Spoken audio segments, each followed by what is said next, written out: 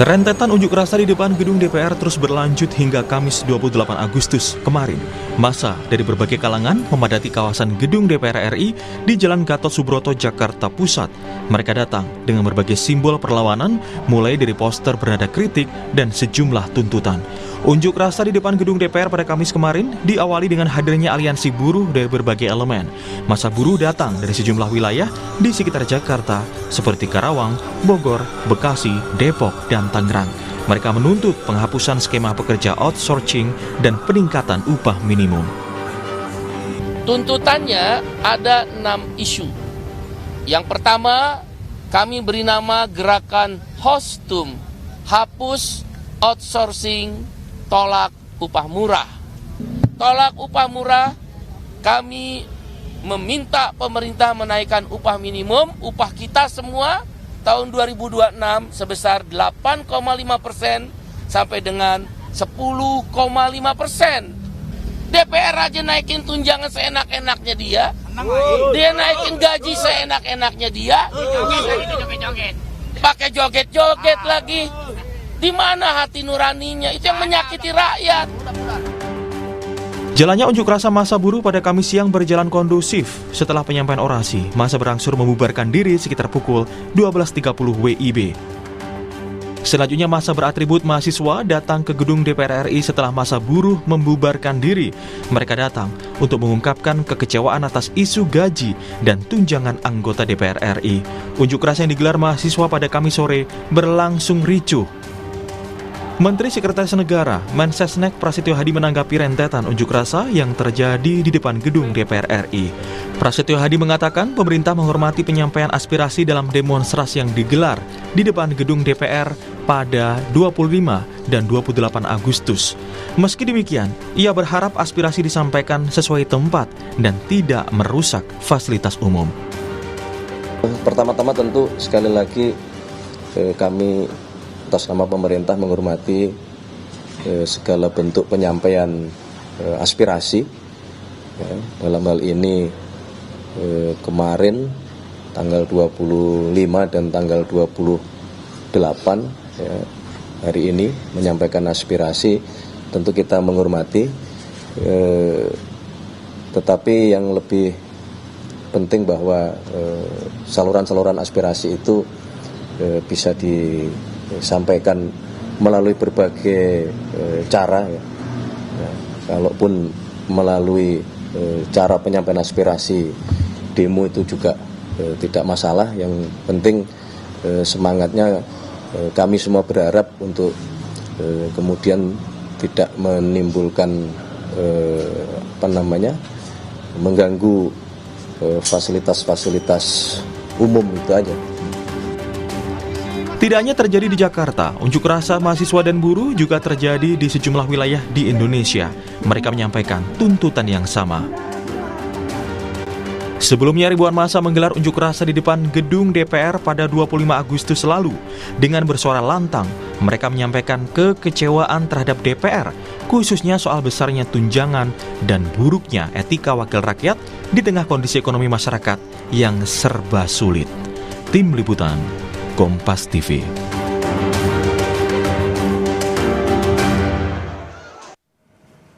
Rentetan unjuk rasa di depan gedung DPR terus berlanjut hingga Kamis 28 Agustus kemarin. Mereka datang dengan berbagai simbol perlawanan, mulai dari poster bernada kritik dan sejumlah tuntutan. Lantas apa saja tuntutan mereka dan seperti apa respons dari DPR mengenai unjuk rasa yang terjadi pada 25 dan 28 Agustus kemarin? Kita sudah bergabung bersama sejumlah narasumber. Melalui sambungan daring ada Kang Oleh Soleh, anggota Komisi 1 DPR RI fraksi PKB, kemudian ada Direktur Eksekutif Trias Politika Mas Agung Baskoro. Dan nanti juga akan bergabung saudara di studio ada Wakil Ketua Umum Serikat Petani Indonesia sekaligus Ketua Majelis Nasional Partai Buruh Agus Ruli Ardiansyah, namun masih dalam perjalanan. Saya sementara ke Mas Agung dan juga Kang Oleh. Selamat pagi Mas Agung, Kang Oleh. Pagi Mas Bremana, Kang Oleh, semua pemirsa. Ya.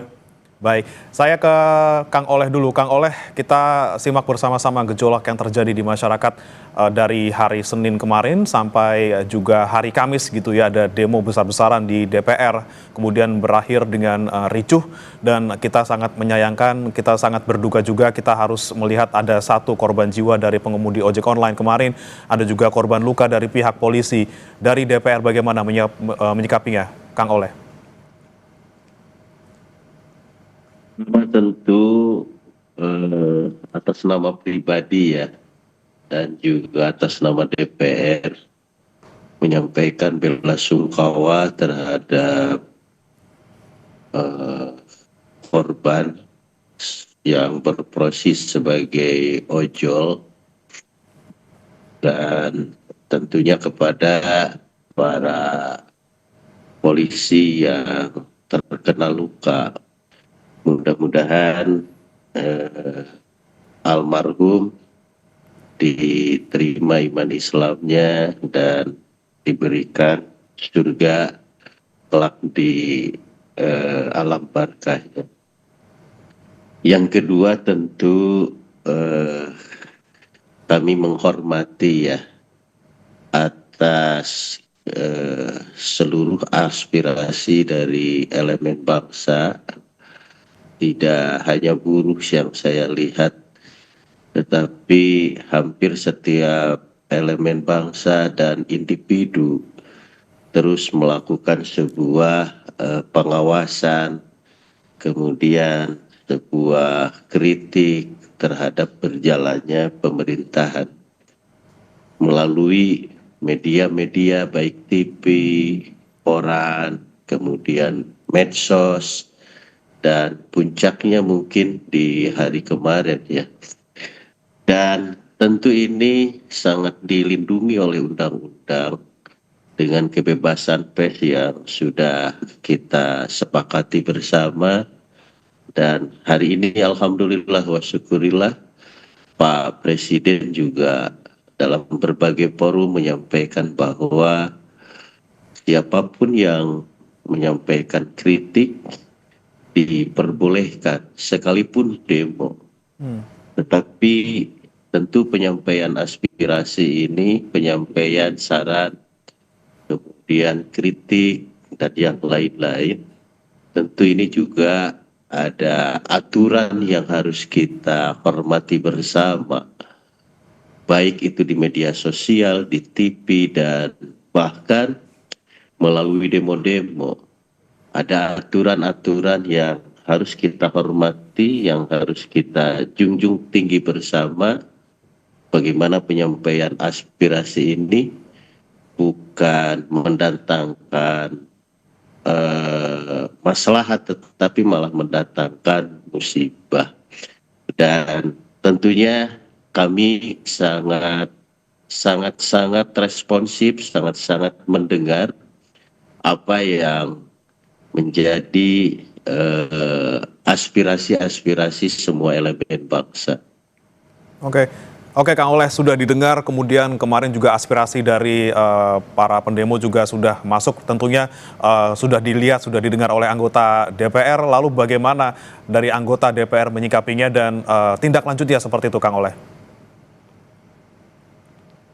Saya rasa tindak lanjutnya beberapa demo-demo yang dilakukan semacam soal bagaimana tunjangan perumahan di DPR. Pimpinan sudah menyampaikan bahwa tunjangan itu akan ditiadakan ya, seperti itu.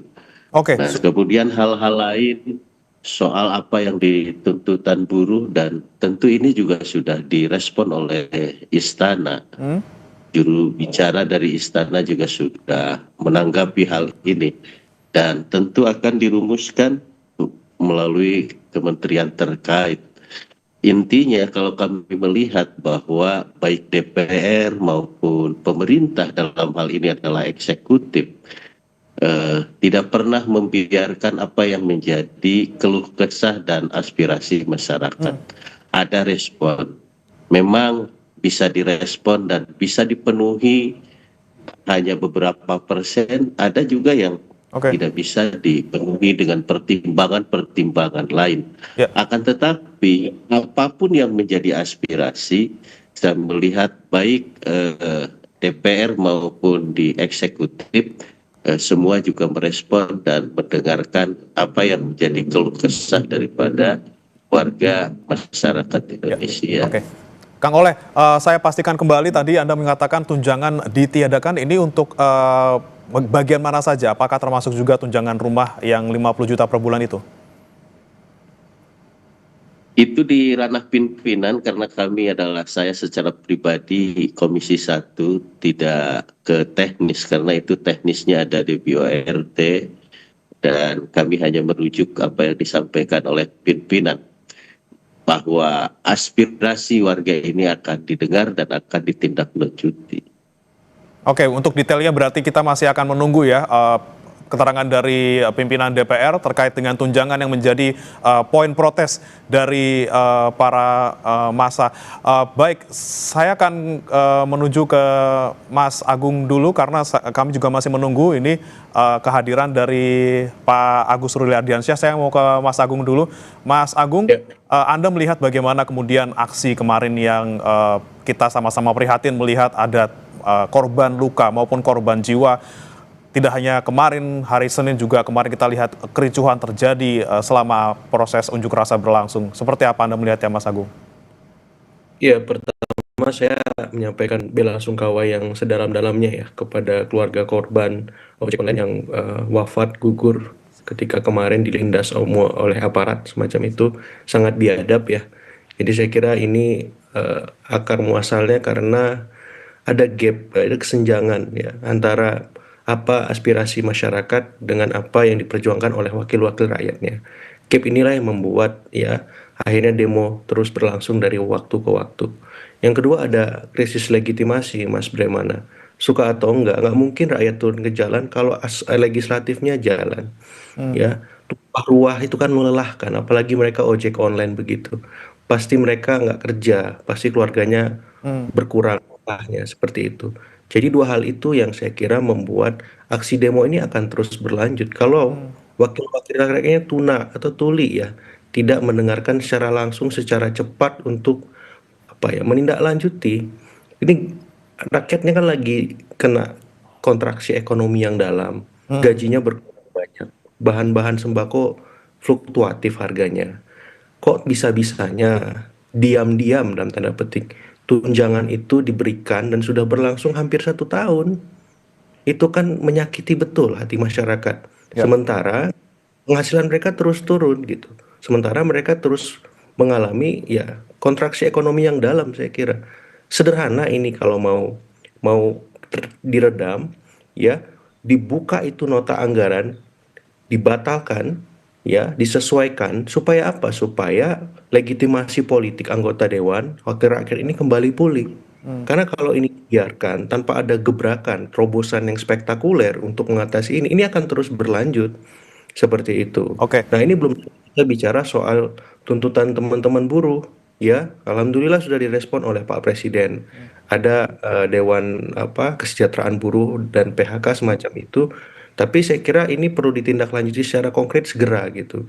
Maksud saya situasi sekarang lagi nggak kondusif. Jadi jangan main-main dengan aspirasi masyarakat. Ya sekecil apapun tuntutan mereka jangan disepelekan, jangan tunggu ada korban lagi lah. Seperti itu Mas sebagai Pak. Jangan sepelekan aspirasi dan juga bagaimana suara rakyat di sana.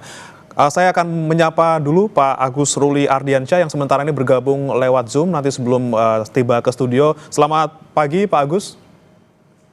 Selamat pagi. Ya, Pak Agus, kita tahu kemarin memang aksi dilakukan tidak hanya oleh buruh tapi juga oleh kalangan mahasiswa seperti itu dan juga kalangan masyarakat lainnya. Kemudian kemarin kan ada beberapa poin yang disampaikan oleh buruh juga.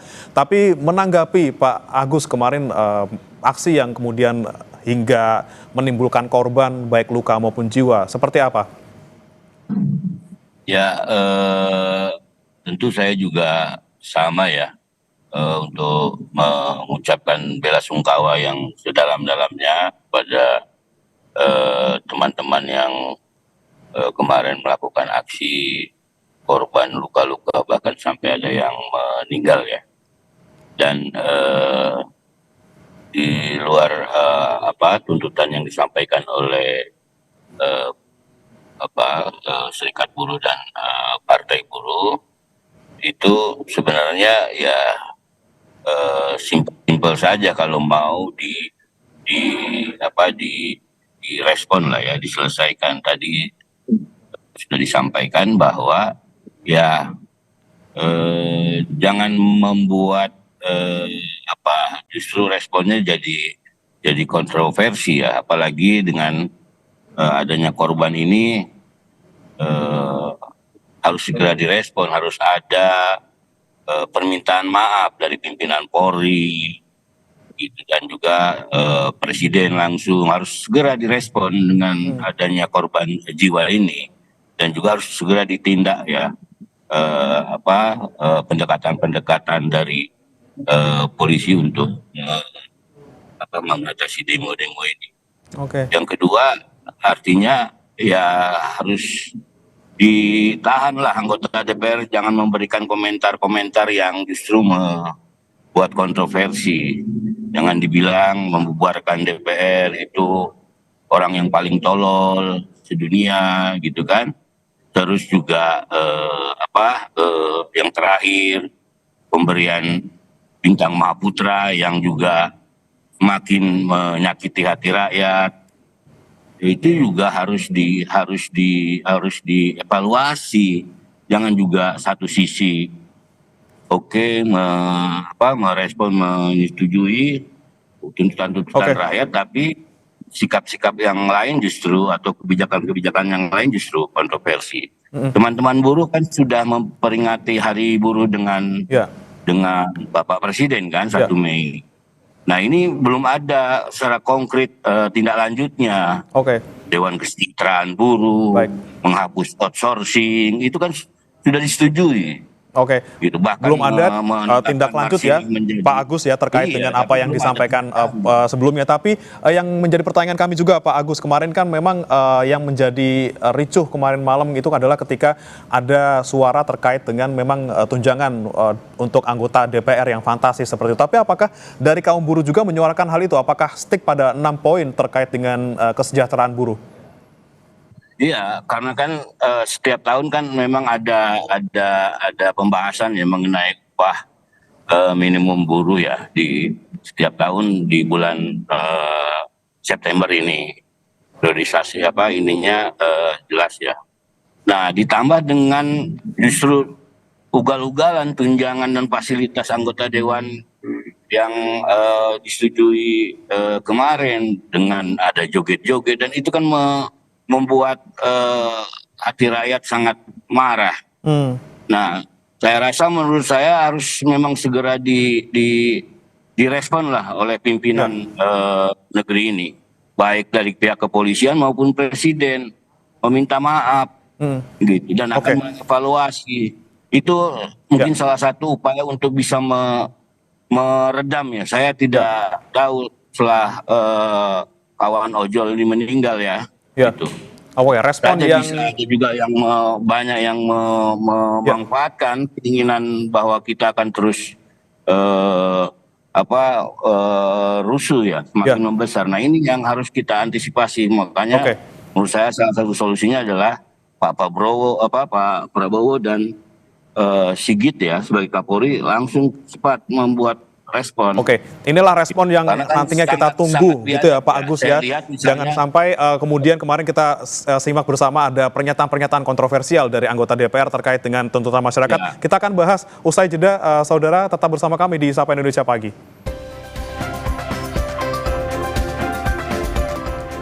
Kembali di Sapa Indonesia Pagi, saudara, kita masih membahas terkait dengan maraknya aksi yang kemarin terjadi di hari Senin dan juga hari Kamis. Masih bergabung bersama kami 3 narasumber. Saya mau ke Kang Oleh lagi. Kang Oleh, ini yang kemudian menjadi sorotan juga adalah bagaimana kemudian bentuk respons dari anggota Dewan gitu ya. Kita kemarin sempat dibuat agak geram gitu loh, Kang Oleh, ketika dijawab oleh anggota DPR ketika soal tunjangan rumah, hitung-hitungannya salah tuh 3 kali berapa, sama dengan berapa. Kemudian kita juga ada sempat mendengar kata-kata kurang pantas dari salah satu anggota DPR yang mengatakan kurang pintar, tapi dalam bahasa yang kasar gitu ketika menuntut membubarkan DPR. Kemudian ada yang ngeluh macet ketika dia harus ke DPR tapi pakainya mobil mewah. Ada juga yang joget-joget parodi sound horeg. Seperti apa nih Kang Oleh kemudian dari DPR menyikapi banyak ya respons dari anggota DPR yang sekiranya tidak pantas dikeluarkan ketika kondisi seperti ini? Sebetulnya saya secara pribadi ya, tentu kelembagaan DPR menghormati dan mengapresiasi terhadap seluruh respon, kritikan, saran dan pendapat terhadap satu kinerja ya, kinerja DPR. Yang kedua termasuk pola komunikasi daripada anggota DPR, dan tentu hak keuangan daripada DPR. Nah, ini semua juga menjadi sebuah catatan bagi kami, dan semua anggota DPR sangat memperhatikan, dan semua juga sudah mengetahui bagaimana rakyat ini marah, rakyat ini tidak nyaman. Nah, namun demikian tentu ini akan menjadi evaluasi bagi DPR, dan pimpinan juga sudah merespon, dan insya Allah Ta'ala ke depan akan ada sebuah perbaikan, dan tentunya kami akan bersama-sama masyarakat untuk bagaimana agar apa yang menjadi aspirasi warga ini betul-betul bisa diselesaikan dan bahkan dikabulkan. Persoalan-persoalan yang menjadi sebuah kegaduhan, ya insya Allah akan menjadi sebuah evaluasi komprehensif, dan mudah-mudahan ke depan tidak bisa terulang kembali. Oke, baik, menjadi evaluasi dari DPR. Kemudian saya ke Mas Agung. Mas Agung, Anda melihat bagaimana kemudian komunikasi yang dilakukan oleh beberapa anggota DPR yang kemudian membuat masyarakat cukup tersulut gitu ya emosinya dengan respon-respon yang tidak sepantasnya kemarin sebelum terjadi demo. Anda melihatnya seperti apa harusnya komunikasi politik yang dilakukan oleh DPR kepada masyarakat, dan bagaimana seharusnya mereka merespon apa saja menjadi tuntutan masyarakat saat ini? Ya, pertama memang secara institusional DPR ini harus tampil ya, secara bersama-sama ya. Saya belum lihat secara bersama-sama itu ketua DPR, wakil-wakil ketua pimpinan DPR untuk merespon ini secara kolektif kelembagaan, bukan person by person. Yang kita nggak tahu itu gimana juntrungannya ya, kejelasannya, kelanjutannya, transparansinya. Sudahilah ketidaktransparansi itu, sudahilah ya meminimalkan partisipasi publik, sudahi keugal-ugalan sebagai wakil rakyat. Itu penting saya kira. Yang kedua, saya mengapresiasi Pak Soleh mau hadir di Kompas TV hari ini. Karena apa? Seringkali anggota-anggota Dewan lebih banyak absennya merespon ini semua. Ya saya berharap sering-sering anggota Dewan tampil tapi dengan komunikasi publik dan politik yang baik, yang santun, dan tidak membuat hal-hal yang kontraproduktif. Ya, karena ini hak anggota Dewan bicara. Supaya apa? Bukan hanya orang-orang di dapilnya yang bisa mendengar, tapi seluruh rakyat Indonesia. Hari ini semua mata melotot ke DPR. Kalau DPR-nya tidak merespon, hilang, absen, bahaya. Ya, masa akan terus tumpah ruah ke jalan. Jadi saya mengapresiasi Pak Oleh mau tampil hari ini, dan saya berharap akan lebih banyak lagi anggota-anggota Dewan yang hadir di media-media, di podcast-podcast, di online-online, mengaktifasi websitenya, kanal-kanal media sosialnya, tapi tampilnya dengan komunikasi yang proaktif, persuasif, ya, empatik, ya. Saya baru melihat tadi malam Pasha Ungu datang ke rumah ojek online itu. Saya belum lihat secara institusional DPR merespon ini. Baru saya lihat respon dari negara, Menteri Sekretaris Negara, Kapolri. Ya DPR-nya belum secara institusional semacam itu. Nah hal kayak gini jangan dibiarkan lagi. Tampil lebih awal karena ini wakil rakyat kita gitu. Nah, kalau ini terus dibiarkan, terus berlarut-larut, saya khawatir seperti itu. Nah yang ketiga yang ingin saya sampaikan juga di sini adalah apa ya, saya susah mencari padanan kata yang pas untuk menggambarkan situasi sekarang.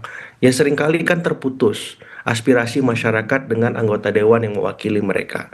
Ya jadi saat ini saya kira DPR perlu lebih intensif untuk menyapa, mendengar warga lewat kebijakan-kebijakan populis, Mas. Ya, kalau hari ini ada kritik besar, ya prolegnasnya diproduktifin, didahulukan yang pro rakyat. Ya, tunjangan-tunjangan yang kurang sensitif itu dibatalkan. Ya kalau memang teman-teman butuh, minimal disesuaikan, tidak naik sefantastis itu. Jadi tidak bisa lagi hanya lewat kata-kata maaf, tapi ada tindakan-tindakan konkret, tindakan-tindakan yang menunjukkan DPR itu berubah. Ya, tindakan ketika undang-undang mau direvisi, mau dibuat, libatkanlah publik. Ya jangan sampai undang-undang ini kita nggak tahu, nggak dengar, tiba-tiba sudah disahkan. Seperti itu. Oke, inilah Begitu, Mas. kemudian ya bagaimana komunikasi antara anggota dewan dan juga masyarakat harus dibangun. Karena jangan sampai kita didengarnya karena udah ricuh aja gitu. Saya mau ke Pak Agus. Pak Agus ini kan juga menjadi buruh, menjadi salah satu elemen masyarakat yang juga menyampaikan protes di sana. Ada beberapa poin yang disampaikan tadi belum diwujudkan oleh pemerintah gitu. Secara khususnya terkait dengan kenaikan UMR, katanya dari Aprindo sudah merespon juga agak sulit dilakukan untuk sekarang. Seperti apa Pak Agus melihatnya?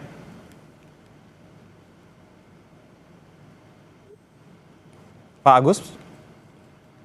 Masih di mute Pak Agus suaranya? Oke, Ya, sekarang ya.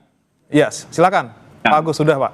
Ya, mengenai beberapa tuntutan kami ya, teman-teman buruh yang tergabung dalam aliansi dan saya sendiri dari Serikat Petani tergabung di dalam koalisi itu dan tergabung di dalam Partai Buruh.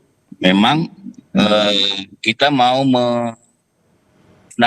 janji ya, yang setelah disampaikan dan disetujui oleh Presiden langsung pada peringatan 1 Mei ya, Hari Buruh Internasional mengenai outsourcing.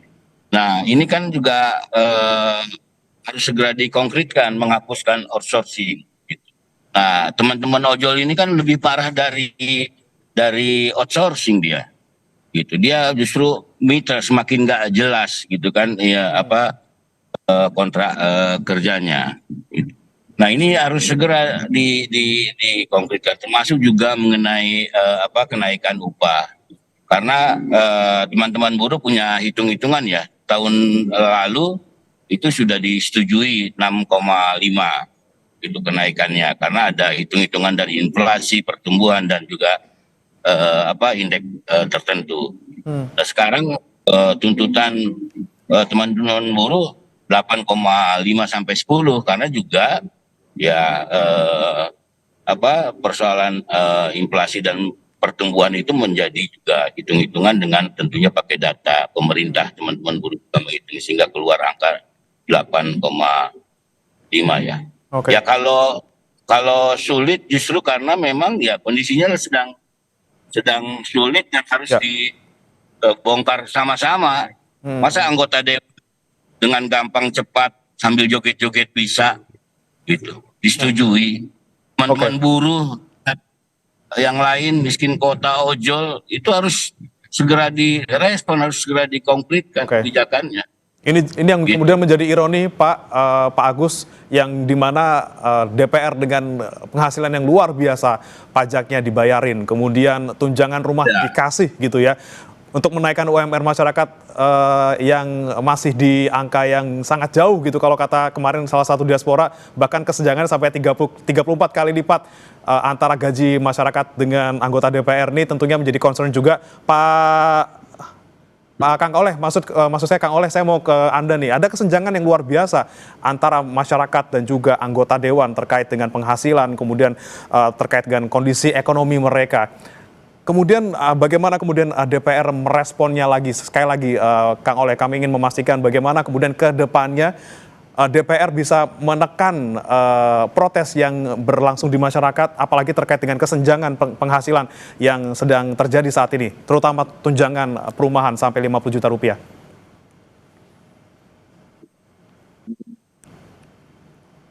dilakukan oleh besaran gaji ya dan tunjangan, pada prinsipnya kami memahami dan ini juga sudah direspon dengan baik oleh pimpinan ya. Namun demikian, publik juga harus melihat secara keseluruhan ya, bahwasanya DPR ini bukan hanya DPR sesungguhnya. Kalau misalkan diklasifikasikan DPR dengan eselon 4 atau sejajar dengan menteri misalkan, atau misalkan di bawahnya ada sekda, ada ini. Nah ini juga sesungguhnya karena saya dulu dari DPRD kabupaten, kemudian provinsi, sekarang DPR RI. Nah ini hanya sebagai autokritik saja dari pribadi ya, dari pribadi. Sesungguhnya ya wajar-wajar saja dan menghormati atas apa yang disampaikan oleh masyarakat. Namun demikian tentu juga kami harus memandang bahwa soal besaran ini tidak bisa diukur dengan satu pihak, tetapi memang harus dilihat daripada apa yang menjadi tugas dan pokok daripada masing-masing daripada pemerintahan itu sendiri, legislatif, yudikatif, eksekutif kan itu.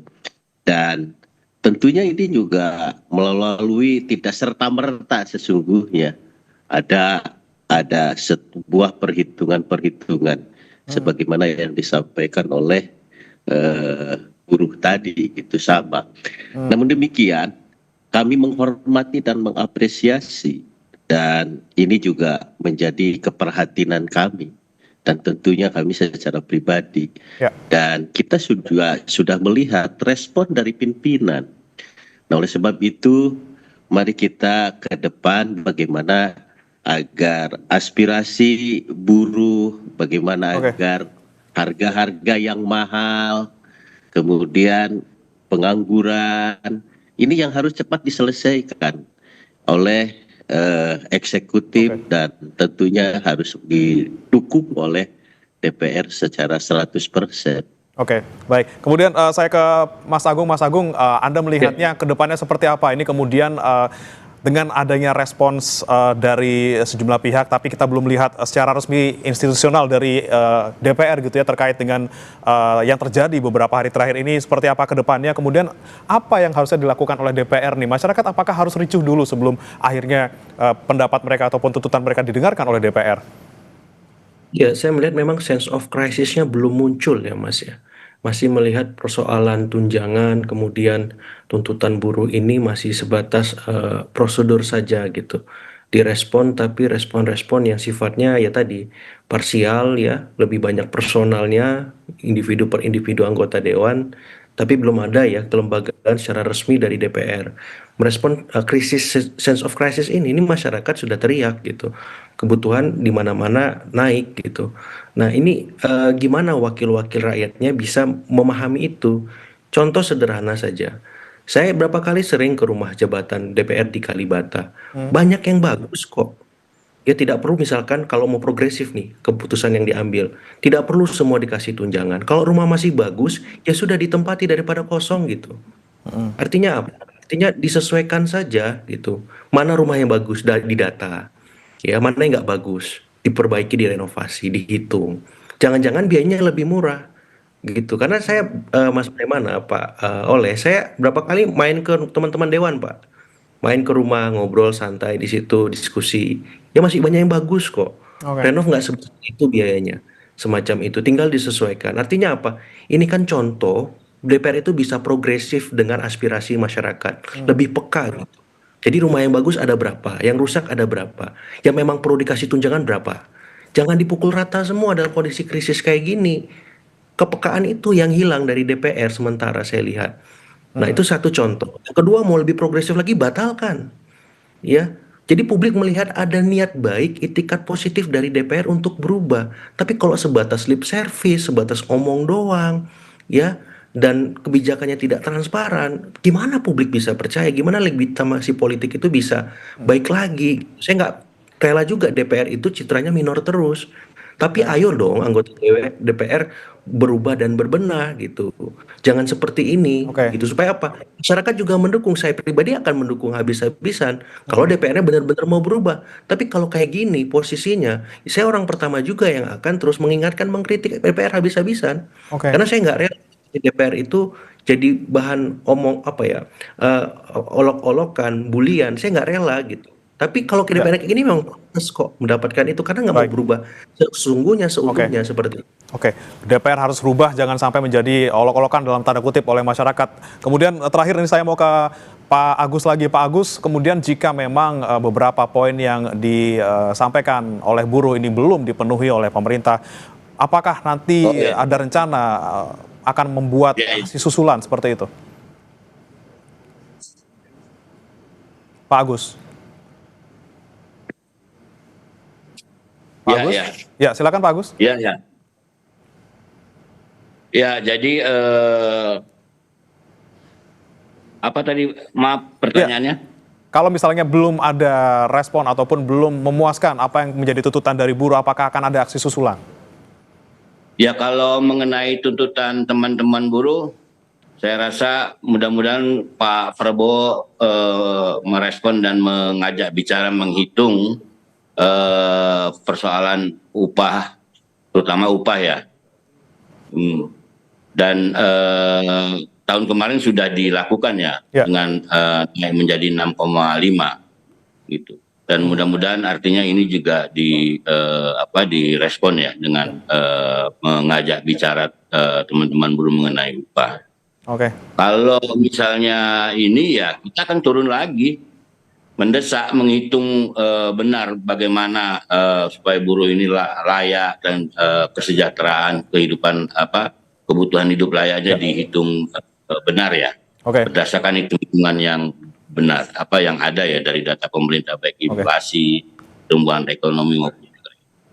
Dan kita akan turun kembali gitu, dan di beberapa daerah juga sudah kita instruksikan untuk tetap terus mendorong karena di bulan September ini harus segera diputuskan ya. Inilah yang menjadi kemudian perhatian kita bersama. State of Crisis dari DPR juga harus bisa melihat bagaimana kondisi masyarakat saat ini, banyak sekali gejolak yang terjadi, bagaimana kemudian bisa membangun komunikasi publik dan juga politik yang baik tentunya ke masyarakat untuk meredam gejolak ini tentunya, dan kedepannya juga bisa membuat kebijakan yang juga tidak membuat sakit hati dalam tanda kutip masyarakat Indonesia. Terima kasih Pak Agus Ruli Ardiansyah, Wakil Ketua Umum Serikat Petani Indonesia, kemudian Mas Agung Baskoro, Direktur Eksekutif Trias Politika, kemudian Kang Oleh Soleh, anggota Komisi 1 DPR RI telah bergabung bersama kami di